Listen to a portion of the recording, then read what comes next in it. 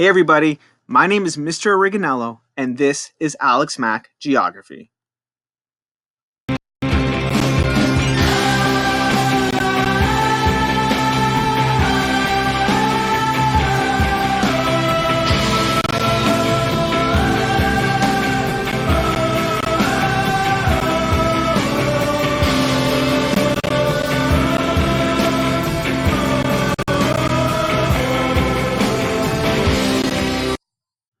So you're probably wondering, why geography? What's so special about geography? Well, geography helps us understand what is where, why is it there, and most importantly, why we should care. In this course, we're going to look at places and the relationships between people and the environments they live in. In this course, students, you're going to learn to ask why and how about the world you live in. In this course, we're also going to teach you how to think like a geographer, and that means several things. For example, you're going to learn something called spatial significance. What that means is you're going to learn about why a place is important. You're also going to look at something called patterns and trends. For example, a pattern is there anything that's repeating itself, whether it be in the natural environment or the human environment? A trend is, hey, let's take a look at a period of time. Is there any tendencies or consistencies? Moreover, students are also going to look at interrelationships. What that means is we're going to take the human environment and the natural environment and see if there's any connections. Lastly, we're going to teach students that when you're analyzing an issue, a special event, any breaking development or phenomenon or case study, you're going to learn to consider the social, economic, environmental, and political implications.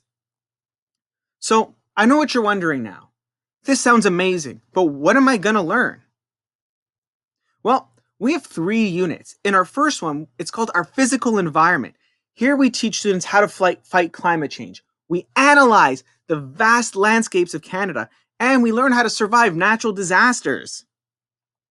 Our next unit is called human geography. Here we analyze immigration.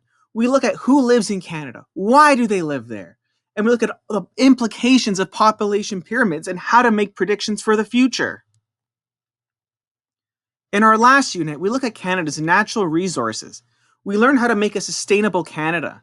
We learn about how we use, abuse, and trade and sell our natural resources. So I know what you're wondering now. This sounds amazing. This sounds fantastic. But what am I going to do? What are you going to make me do? What am I supposed to make? Well, in this course, we make sure that you have fun, engaging, interactive, inquiry-based assignments.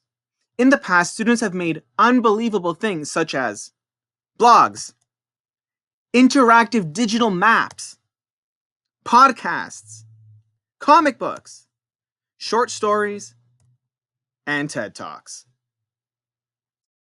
You're probably wondering now, which stream is right for me? Should I go the academic route or the applied? How do I know? Well, let me begin by telling you what's similar. What's important to note is that the content is similar. Those units that I just described to you are similar. Those concepts, those geographical thinking concepts are similar. If you choose the academic stream, typically speaking, you should have strong literacy, communication, and critical thinking skills. The applied program typically goes at a slower pace and will have slightly different assignments than the academic. So I know you're all excited about geography, and you're wondering, hey, can I take geography throughout high school? And you're in luck. Here at Alex Mack, we offer 2, that's right, you heard me, 2 senior level geography courses. In grade 11, you can take the unbelievable, adventurous travel and tourism course. In grade 12, you can take the debating, thought-provoking world issues. So on behalf of Alexander Mackenzie, we welcome you to the geography department, and most importantly, see you in September.